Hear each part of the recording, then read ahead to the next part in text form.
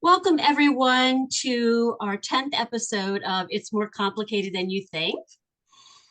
Today, we're going to be talking about healing a nation with Phyllis Levitt. And we're going to be doing this in two episodes. And so I'll get into that in a minute. But I just want to start by saying that there is nothing more essential to human progress than mental health. How we function as a society is inextricably linked to how we think, feel, communicate, and problem solve. But tragically, society stigmatizes mental health and dismisses its relevance. As a result, the country is deprived of vital information and guidance it needs to solve some of its most serious problems. Information it cannot get anywhere else. So, my guest Phyllis explains it best. America is suffering the effects of national psychological dysfunction. The destructive actions of some of our most powerful institutions and leaders can be traced back to destructive family dynamics. Many of the answers of how to restore us to peace and safety are already known and used effectively in the field of psychotherapy. If society would welcome what therapists know about healing into mainstream conversation, most of it contradicts the beliefs and interactions that currently dominate our country and continue the cycle of abuse, discrimination, violence, and war. So I'm very excited to introduce Phyllis Levitt, author of A Light in the Darkness and Into the Fire, available on Amazon. And she has a third book coming out, which I'm really excited about, called America in Therapy. She'll explain that some more. Miss Levitt has been a psychotherapist for 30 years. She was co-director of a sexual abuse trauma program before going into private practice, treating children, adults, couples, and families. So welcome, Phyllis. Thank you so much for having me here today. Oh, it's a pleasure. And so let's start by talking about where the country is right now in terms of this current turmoil. What do you have to say about that? Yeah, let me frame it, if it's okay. I want to just frame it with something that there's a very well-known couples therapist named Terry Real that you may have heard of. And he often starts his sessions with couples by saying something, or after he's kind of heard their story, he often starts by saying, there's good news and there's bad news. Which do you want to hear first? And invariably, people usually say that they want to hear the bad news first, right? Because they Bad want to news end first? with good news, right? Yeah, let's get that out of the way. Kind of what we're doing. We're going to start with some bad news and Right. to the good news, and remembering that we're going to hold that frame around everything that we say here. Absolutely. There's hope, and that's what we're here for, is Right. to offer a solution, right? I'm all about Exactly. solutions, right? But we want to Exactly. first talk about, right, how we got here, where we are, why we're here. Yeah, and it's kind of like if you go to the doctor and you have severe pain, you want the doctor to tell you what's causing it so that you know you're in good hands for a possible healing. And Right. that's And really, without identifying the problem, then you can't problem solve. you cannot. And the best psychotherapy and psychology is exactly serves exactly the same way in terms of our mental health and our relational functioning in particular. So how did we get here? You know, it's not totally a mystery from a psychological point of view. A lot of people will say, how did we get here? How did our country become this? You know, this isn't the country I remember or the country I thought I grew up with. And and one of the points of the book that I'm writing about bringing America to therapy is to make it known on a broad national level what we do know about how we got here. And one of the ways, one of the most powerful tools that psychotherapy has to offer is looking at our functioning through the lens of family systems and family dynamics. Because what we now know in the world of psychology, and it's not where psychology started, but it's where it has evolved to at the present time, is that we as individuals are very much conditioned by the family systems we're in, Absolutely. notably our families of origin and the role models of our caregivers, who are usually our parents, but they may be other people. And the larger family systems now we're identifying as part of our makeup and part of our conditioning agents, which are the climate at school, on the playground, social, religious, economic, racial environments that we live in, the role models of how we're taught to learn to deal with conflict in particular are very much one of the most important conditioning aspects of our conditioning. And um, and psychotherapy really offers and a lot of different healing modalities, but I'm going to talk about psychotherapy because that's the one I'm familiar with, really has specific models of how to deal with conflict and how to work with early conditioning that has a negative impact on individuals. So that's the broad picture. Right. Okay.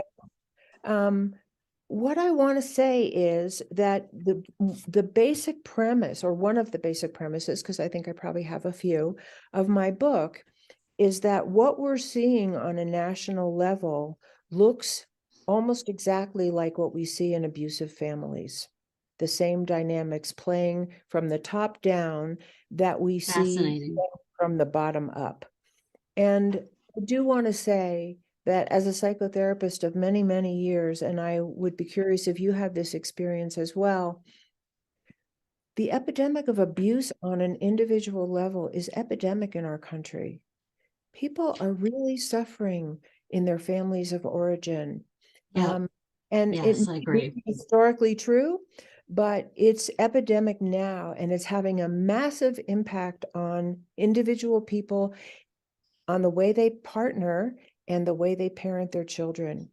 And one of the beauties of psychotherapy is that it is uniquely designed to help break the cycle of abuse and dysfunction.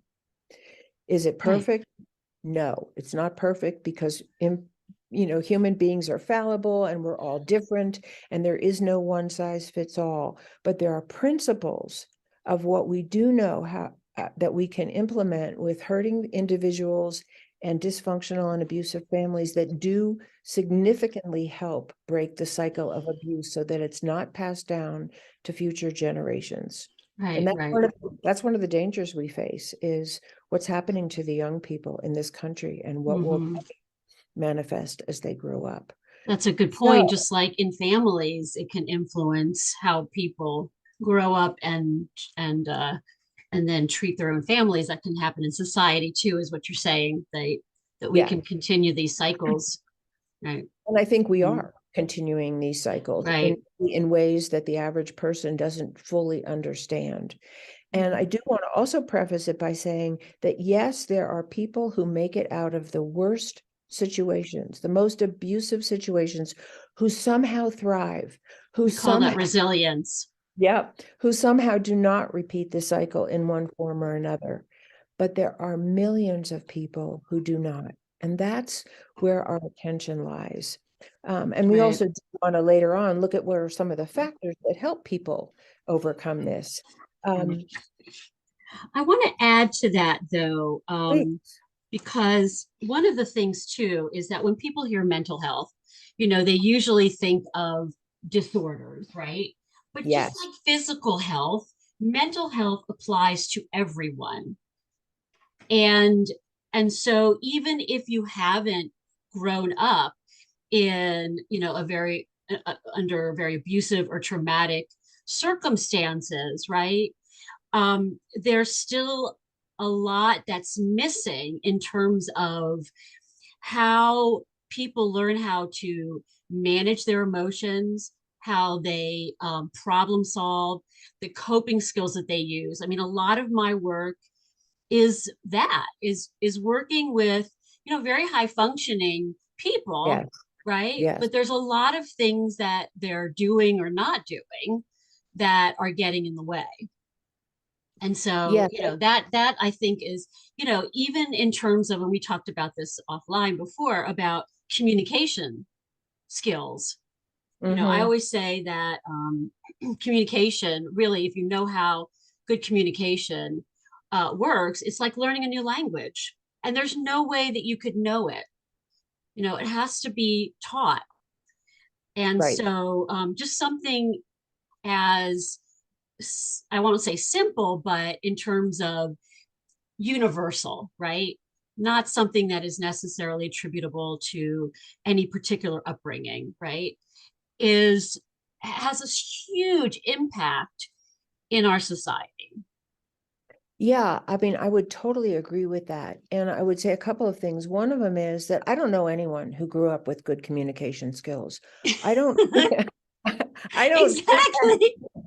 I don't, and I think there's a layer deeper than Well, that. maybe my daughter. I'd like to Yes, think. no, younger generations, absolutely, absolutely. I'm talking about people that I grew up with and Right, people that are not our children's age, for the most right, part, did not right. learn anything about good communication. And there's two pieces to that.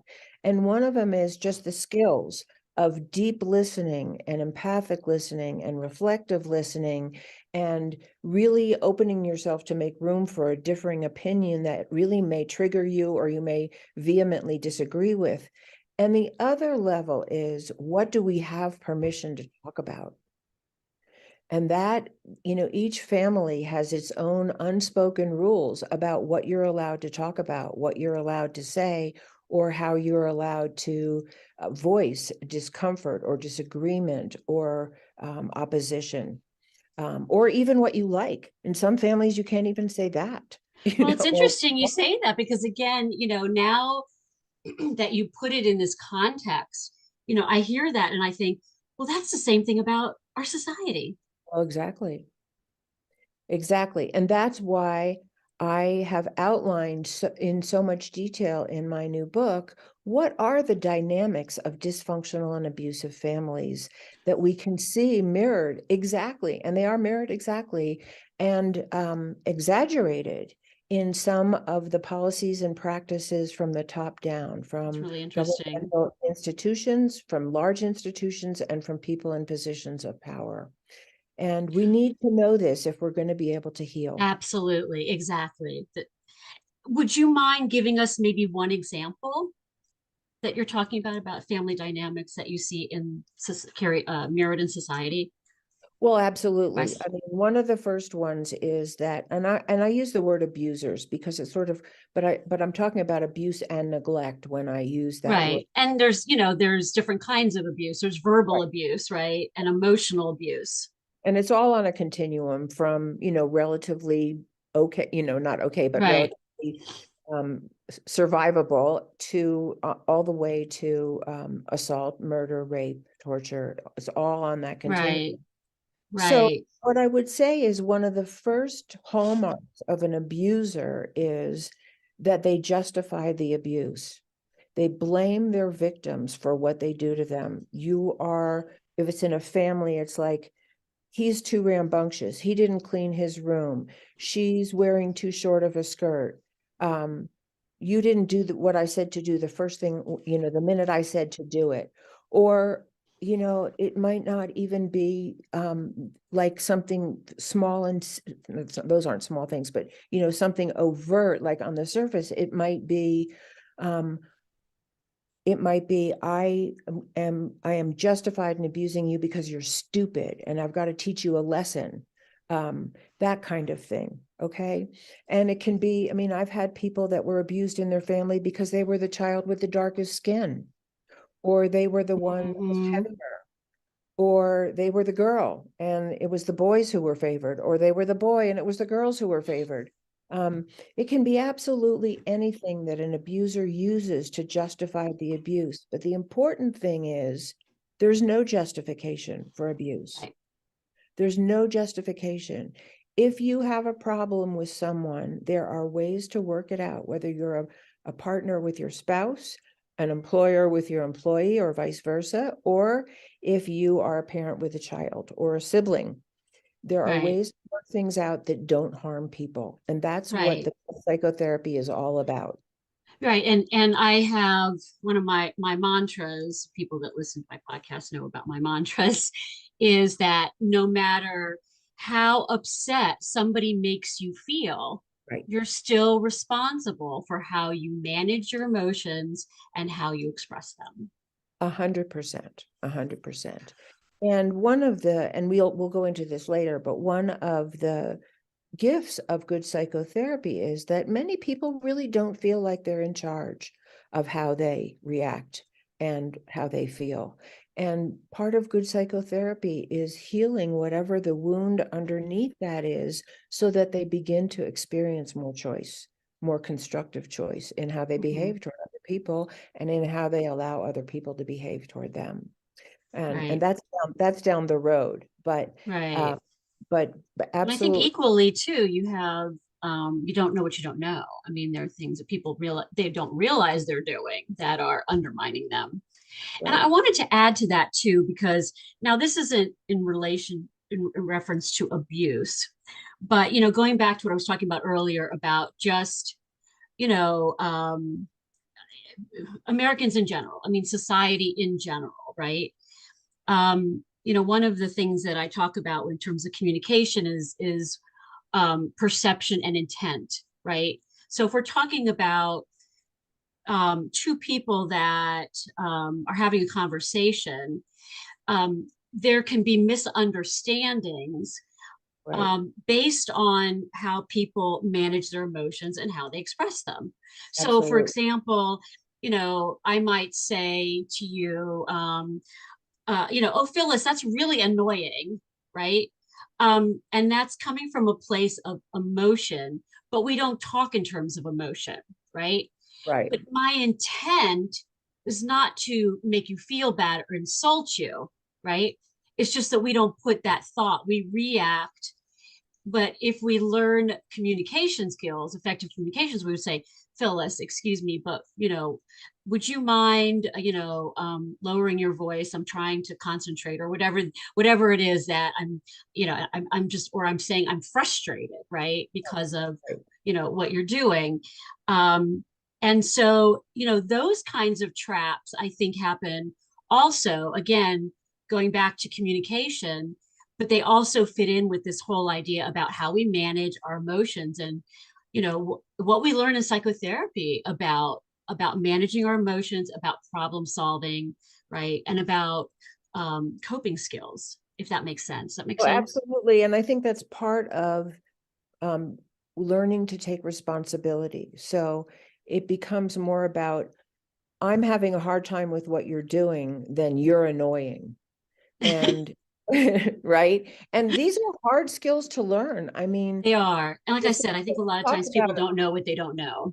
Right. And it's also in the moment of reaction, it's hard to think, oh, I should make an I statement about how I'm feeling rather than stop it, right? Um, but I want to come back to your original question, which was, what is the analogy between what we're seeing in an abusive family and what we see in our country? And we see exactly the same dynamic, that abuse of certain populations is justified by those in power. Certainly abuse of minorities is justified, and there's a lot of rhetoric about certain minority populations being criminals and thugs or rapists or inferior because of the color of their skin or because of the religion that they practice, because of their sex, because of their disability, because of their alternative sexual identity, because of their beliefs or non-beliefs in abortion, you name it. And Right, right, we we have accepted that, as we have accepted that the justifications for abuse are just part of the way human beings are allowed to function. When in a family, if a parent beat one child or locked them out of the house on a freezing night because they considered that child less than for some reason or bad, um, they might be held to criminal charges. But we don't hold our government that way. right. There's one of the signs Because of politics. because Yeah. of politics. And what I am asserting, and I'm not alone in asserting this, But I think it's a very strong new argument in our society that we are being conditioned from the top down to believe that these are political ideological issues, that the great divides over how we treat certain populations, especially economically and in terms of access to resources like It's a education really good point. and healthcare, we're being conditioned to believe that these are ideological issues when they're not. They're Right. mental They're health, mental health issues. Thank right? you. Yes. Yes. It's mentally, Actually, I wanted, oh, go yeah, ahead, go go ahead. ahead. No, go, No, go, I go want ahead. to touch on that because another one of my mantras is people have good reasons for making bad decisions.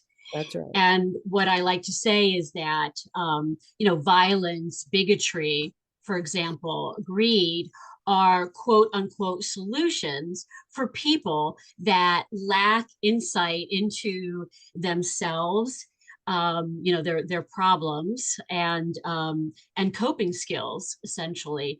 And so it's not based on ideology, right? It's based No, on dysfunction. it's Um, based on perception. yeah. And the And belief and that we're and so entitled to violence. what would you say about that though, in terms of, how do you agree with that what we're really talking about is a collection of very dysfunctional individuals, right? I mean, Yes. we talk about in terms of the family system, but each one of those people within themselves, this is the problem, right? Do you see what I'm Yeah, saying? I mean, it's both. I think it's both. I think that dysfunctional people can go very far to create highly dysfunctional families, especially if they're the ones in power or they've taken power. And dysfunctional families have, or groups, and I say family now loosely, a Right. family of That origin, a community, a religious institution, a big business. Um, a family system run by policies that are abusive and empowered by abusive individuals who hold the power to execute those kinds of policies have enormous effect on masses of people, and not just on the people that they directly hurt. And that's one of the things that we see from psychotherapy that I don't know that the average person is aware of. I've had many, many clients over the years who were not the target of their parents' abuse. A sibling was. There was one sister who rebelled and got beaten, and my client wasn't that one. But were they massively affected by being helpless to watch the abuse of their sister that they loved, or their brother, or their mother, or their whoever it was that was being right. abused? The helplessness that we feel is also That's a trauma. very true. We call that vicarious trauma. It And absolutely is. I And can, it's happening yes, on a massive level in our country today. And I've shared this many times, but I'll share it with you. And I wonder if you have seen the same thing. It wasn't, so I've been a psychotherapist since 1989.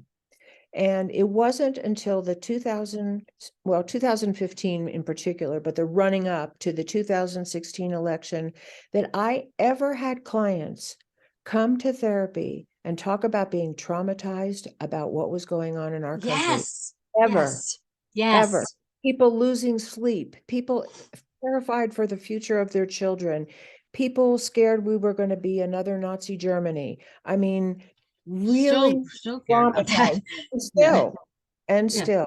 And so it, we want to really expand our understanding of what family dynamics, what are the traumas that they produce. You don't have to be the direct target of attack to be deeply impacted by living in an abusive family culture.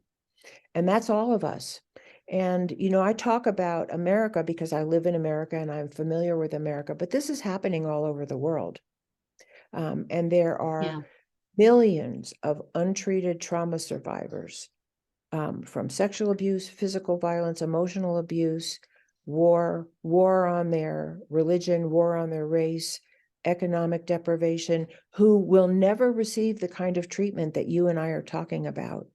And Right. so one of the or the help or the interruption of the cycle of abuse, unless those of us who can do something do something. Exactly, exactly. And we can't expect, that's what I love about the title of your book, because, Mm. this is about applying what we know, right? Yep. On a grander scale. And it really harkens back to, I think, a bias in our society. Um, this, I think that mental health gets judged through a medical lens, right? And it's like Yep. judging a football player by how well they play tennis. We are not intended to be, right. We're I think what happens is things that are not, that can't be quantified, are devalued in our society. And it Mhm. starts with simple things like what kind of degree you have, right? Whether you have a successful book that you've published, to, well, just, no, I don't have a study, but I have 30 years of experience, right? Mhm. Um, Or I'm a good so, neighbor, or I love my children and I volunteer at their school. right. It But I mean, in doesn't have terms of the to be that. knowledge that Yeah. psychotherapists have to offer, Oh, I see. yes, it's about recognizing that um, you can't approach or look at us like you do when you're talking about medicine, but we are we are just as important. And I think that's a big part of our problem. I was wanted to get back to that as well. But what do you think about that? I Well, mean, there's almost like a paternalistic quality to it, isn't there? absolutely agree. And I think what part of what we're looking at with that is for a couple of things. One of them is that many, I don't know how many people, but many people associate the word mental illness with something far out on the spectrum, someone who's schizophrenic or who's bipolar or who, is out of touch with reality or who has psychotic breaks. And or people who need to be People who are institutionalized or have medic. crazy, that's the big Exactly, word, quote unquote crazy. exactly. So that's one thing that I think desperately needs to be changed. And I think that's what these conversations are about. Right, Mental health breaking the is stigma. is our mainstay.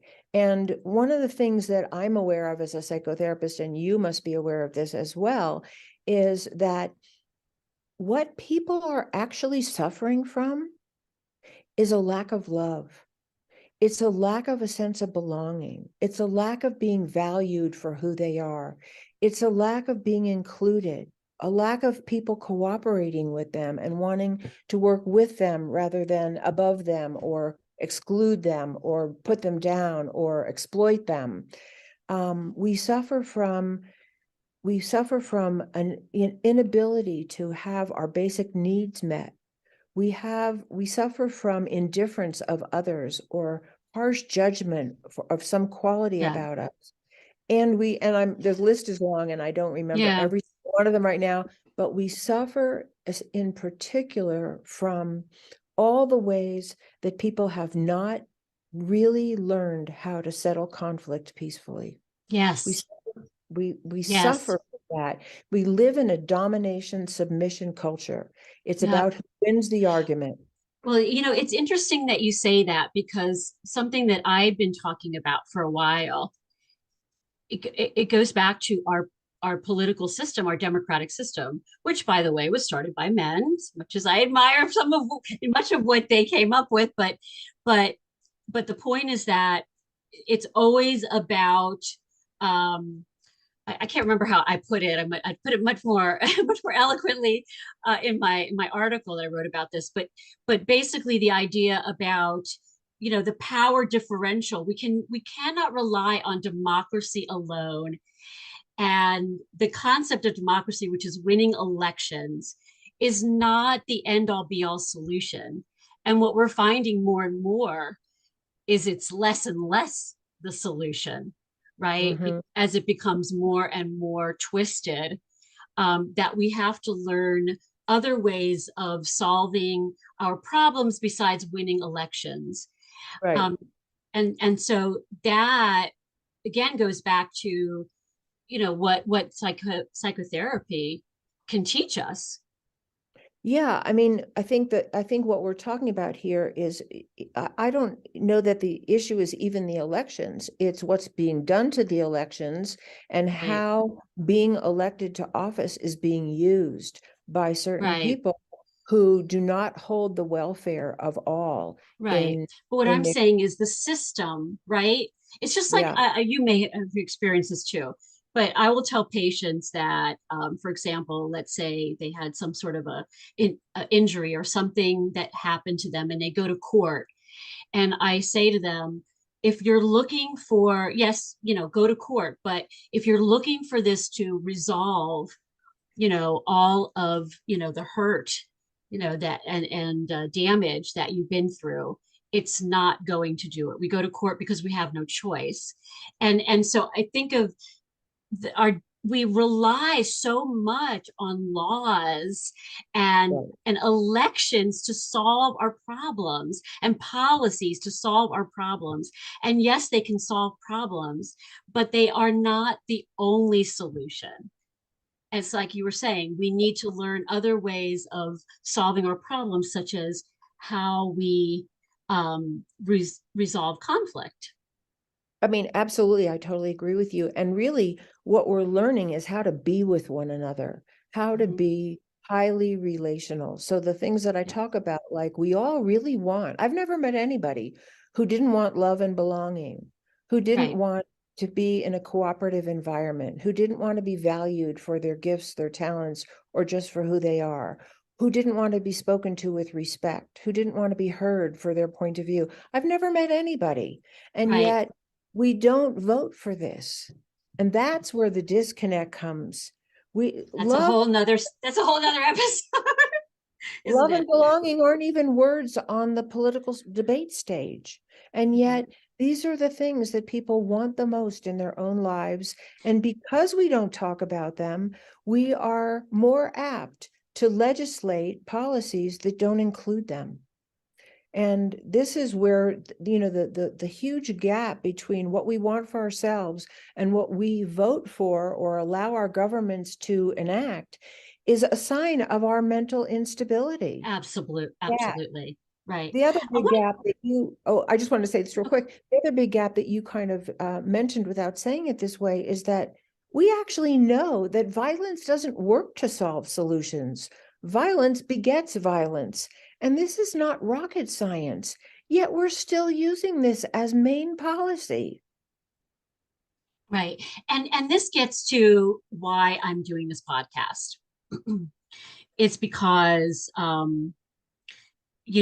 we keep repeating the same patterns. And what that tells me is it's because there is insight, problem solving, and coping skills that are missing. People aren't going to change without those things. That another one of my mantras is that information and reason alone do not change minds. And that is what our society relies on the most. But you and I know on an individual level that if a patient comes into our offices and we just say, well, here's some information and let me explain to you why this is good information, why you should use it, they're not going to go, oh, okay, thanks, that's good. I was like, if it's that easy, they wouldn't have needed to come to me in the first place. But it's about That's understanding that insight about why we're doing this, right?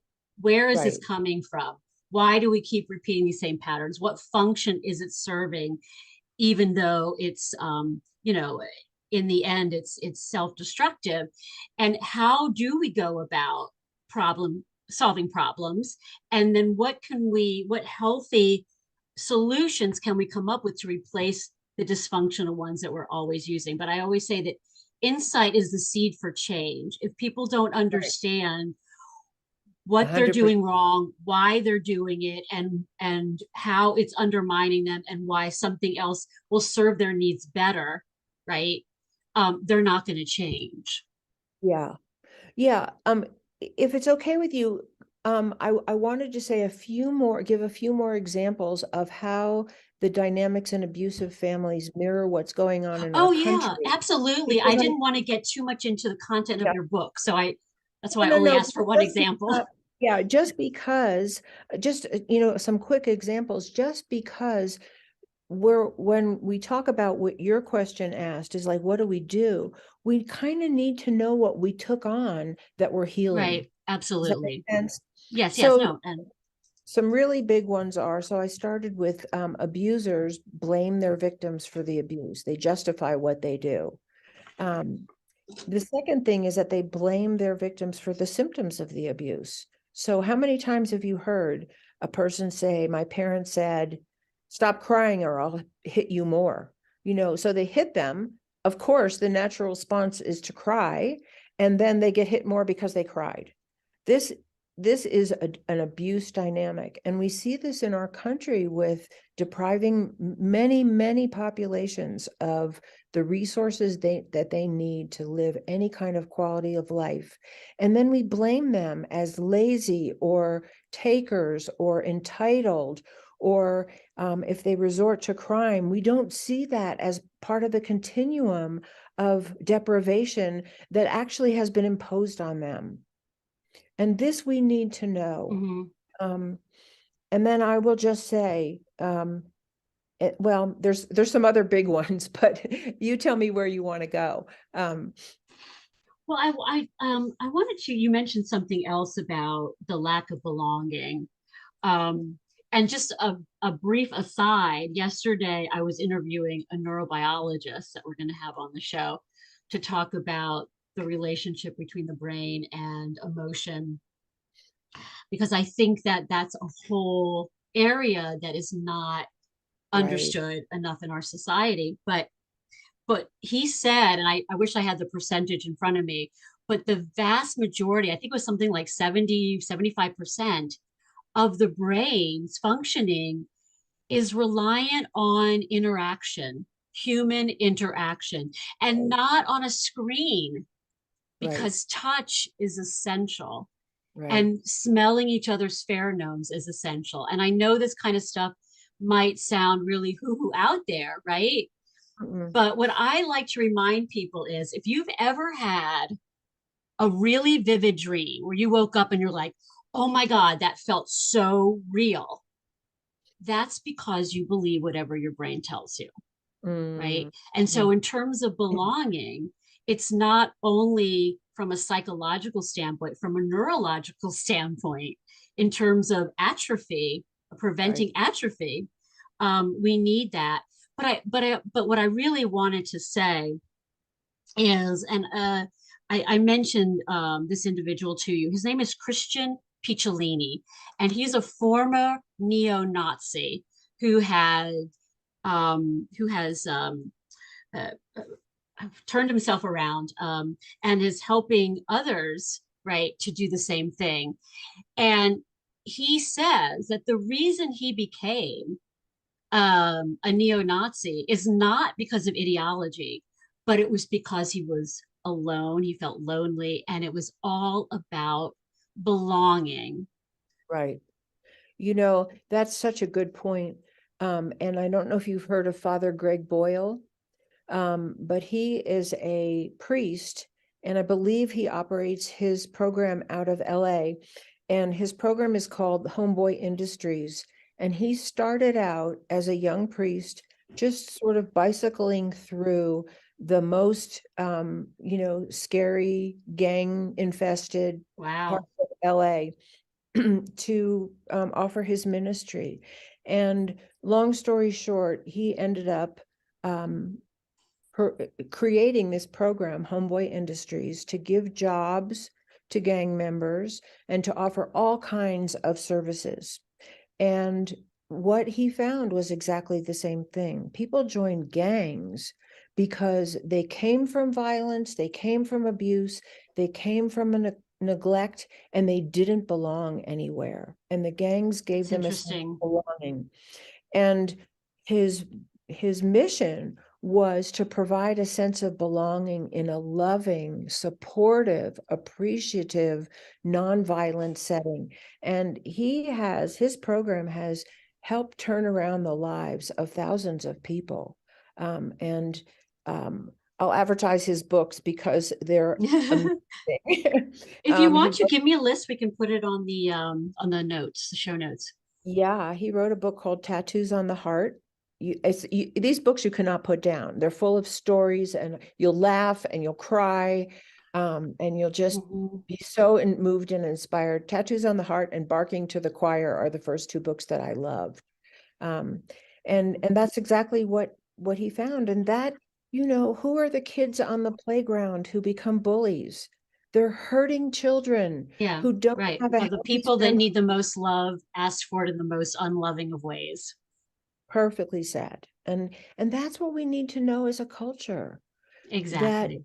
that instead of investing our millions in weapons that could wipe out all life on this planet, I mean, it really makes no sense whatsoever. The man hours, But the but amount here's of the money. thing that we have to remember too, like you said, the abusers, the ones that are victimizing people, we have to understand they themselves are um, in a place where they don't even understand that what they're doing is not serving their needs either. I mean, they are also I don't necessarily want to say that they're hurt, but they are just as uh, what's the word I'm trying to think of, just struggling as those gang members, right? Actually, I They're totally agree with that. And I've written quite a bit about that in my book, that they're part of the cycle. And we have to address all parts of the cycle, not just exactly. people who are most overtly victims. And I think one of the ways that we can understand this, and I think it's coming to the forefront more and more and more, is, and I don't know now if they've uncovered the story of this latest school shooter, but there has been research done into the lives of many of the mass shooters recently, and they don't come from happy backgrounds. They don't come from a sense of love and belonging and being cared for. They often come from high levels of addiction, abuse, neglect, bullying. And so we have to know that the continuum of abuse doesn't just create victims, it creates abusers. That's a very good point. Have to know this. We Right. have to have a system of justice. I believe we have to have a system of justice that is really rehabilitation and treatment Yeah, oriented. yeah. It's so ironic because we know from decades of research that punishment doesn't work, and yet that's exactly what we do Right. That's over and over again. that's right. Um, I forgot what I was gonna, something you just said. Maybe it'll come back to me. But In the meantime, can I insert yeah, something? yeah, yeah. Because because this goes back to what you said earlier about our Hmm. associations with mental illness are sort of like the crazies, rather than we all need help to amp up our mental health. We all need support to have good mental health. Um, so I looked up the word um, abuse in the dictionary, and the simple definition was to treat a person with cruelty or violence, especially repeatedly. And I decided, for the purposes of my book, to expand on that definition. And so this is the working definition of abuse that I use and that I'm talking about when I talk about abuse.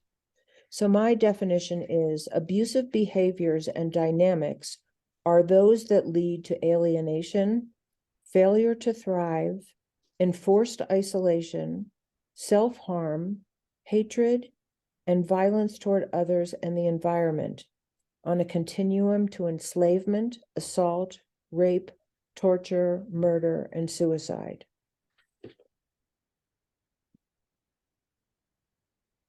I thought you might have elaborate on that. um, so that is the impact or the cycle that you're talking about, right? Yeah, that Uh, abuse really happens on a continuum, and we need to know this. And some people who what do you are mean it happens on a continuum? So you're saying Well, all of those things are different types of abuse or reflective of they abuse? all reflect abuse, like you Okay, were saying originally, like some abuse is emotional. People just get bad messages about themselves. Nobody hit right, them, but they're told you're stupid, you'll never amount to anything, you're worthless. Get out of my sight, right, or whatever right, is said to them. And that can lead to addiction. It can lead to self-harm. It can lead to rage coming out at other people. So there's right, abuse happens on right. all levels, and it I manifests think on some all people levels. turn their anger inward on themselves, Right, right? And some of right. them turn it outward. Um, yeah, I remember what I wanted to say. So Okay. we were talking about the abusers themselves, right? And this really touches on, Dr. Bandy Lee, who wrote Trump's Mind, America's Soul, and was the editor of The Dangerous Case of Donald Trump, and has started a organization with thousands of mental health members, as well as others that have associated interests in it. But it's called the World Mental Health Coalition, to Right. prevent future leaders of this type gaining power. But I mention her because she is a forensic psychiatrist, and most of her work is done in the prison system. So if anybody understands the mindset of the abuser, right, of the one who's to the one who engages in that kind of criminal activity or behavior, right, is her. And so it does, it's a shame that she hasn't been able to to that she's been shut out of the conversation also, Mhm. um, because again, we need to understand those people if we want to prevent, that behavior from those people, because there's, right, that kind of violence, violent behavior, right.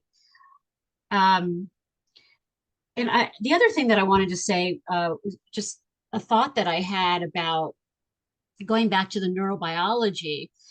When you're talking about gangs, and we were talking about neo-Nazis and that need for belonging, it kind of made me wonder if also, not just on an emotional level, but how that, we say that expression, a child, if they can't get positive attention, they'll seek negative attention.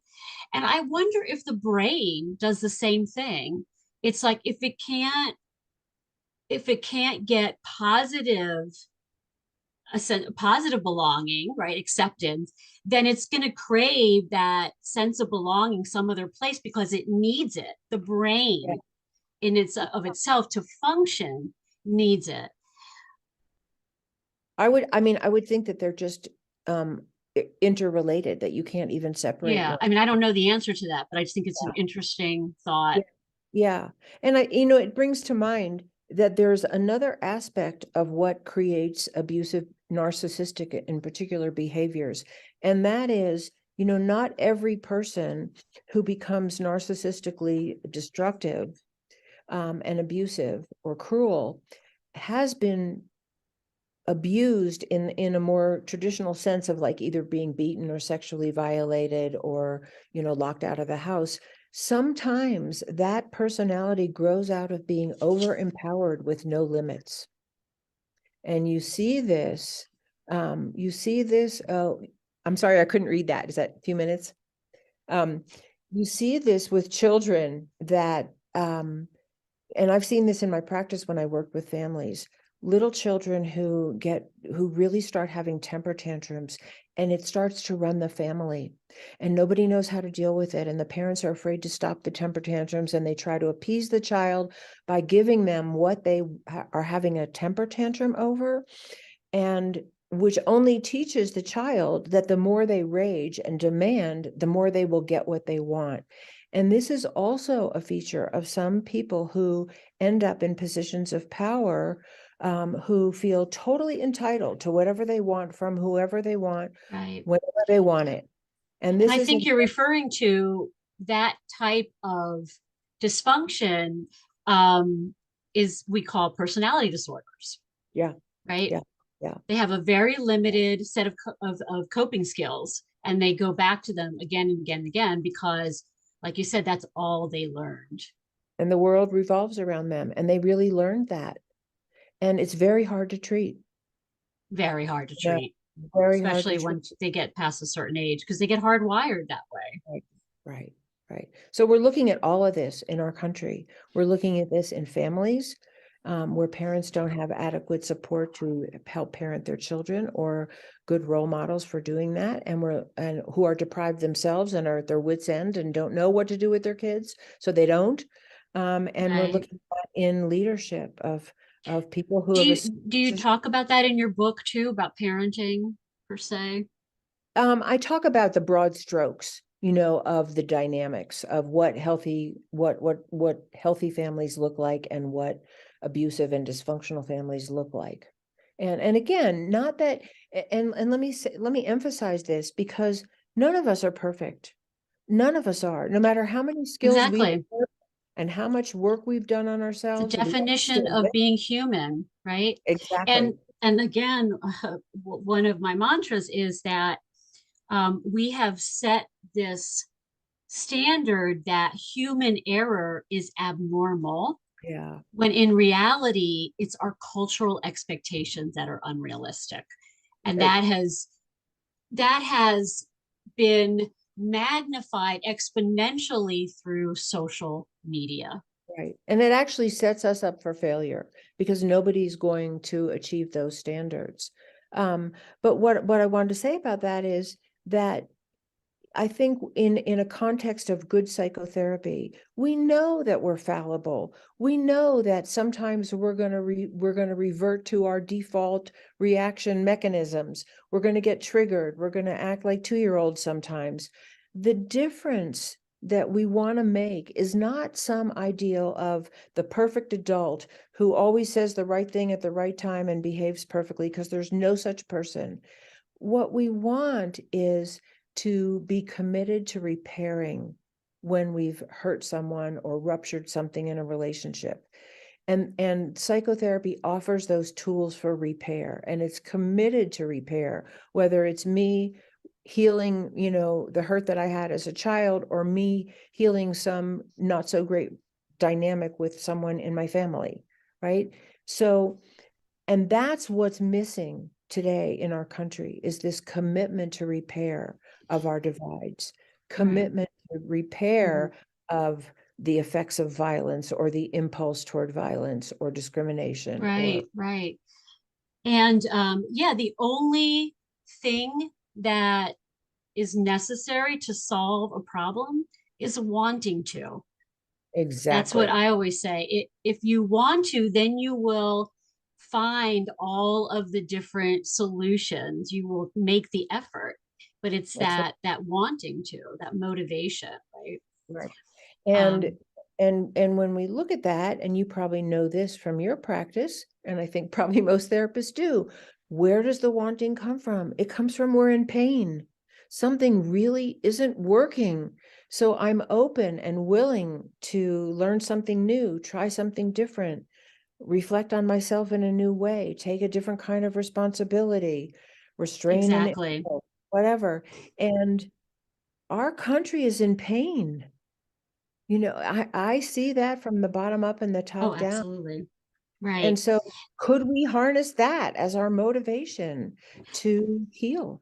We'll definitely be talking about solutions and what psychotherapy has to offer about that. In that vein, what do people do when they're hurting? They come to us and they say, I don't know why I'm hurting, but I need help, Right, solving this, right? right. But we don't have society doing that. We don't know Exactly. why we're hurting, but but let's consult with mental health experts because this is what they do on a Hmm. daily basis, right? Or we know why we're hurting and we feel powerless to do anything about the Well, causes. but the thing is that when I say I don't know why, it's because that's our specialty. You Right, know, people get caught up in these cycles where they just keep making the same mistakes. And it's because they don't have the insight. I don't expect them to have the insight. But what I would expect them to do is to at least come to us and say, hey, look at we're good. This is pattern. We keep repeating the same pattern. It's the quote yep, unquote lay definition of insanity, doing the same thing over and again, expecting a different outcome.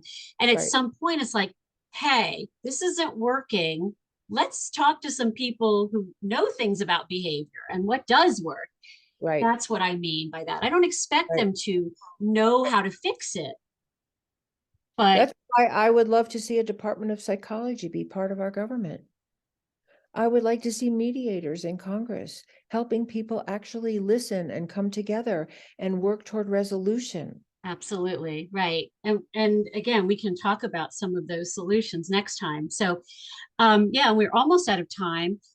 So, is there anything we didn't cover in terms of identifying the problem, where we are, how we got here, that you wanted to I think we've add? hit some really high points. I'm sure there are more. I try to go into great detail in my book, but I think we've hit some really significant high points that anyone, I hope, can understand and take away from this. So yeah, I think, yeah, great discussion. Thank you. Great, yes. And it's such a pleasure to have somebody on who can speak to this because there's not enough people doing this. So anyway, Phyllis, thank you so much. And so you and I are going to talk again. And in our second episode, we will talk about what we can learn from psychotherapy, what Great. psychotherapy has to offer, the solutions that it has to offer Yeah, for our country, right? And that's where America in therapy comes from, right? right. Thank you so much. I look You're forward to meeting with you. welcome. Yeah. You too.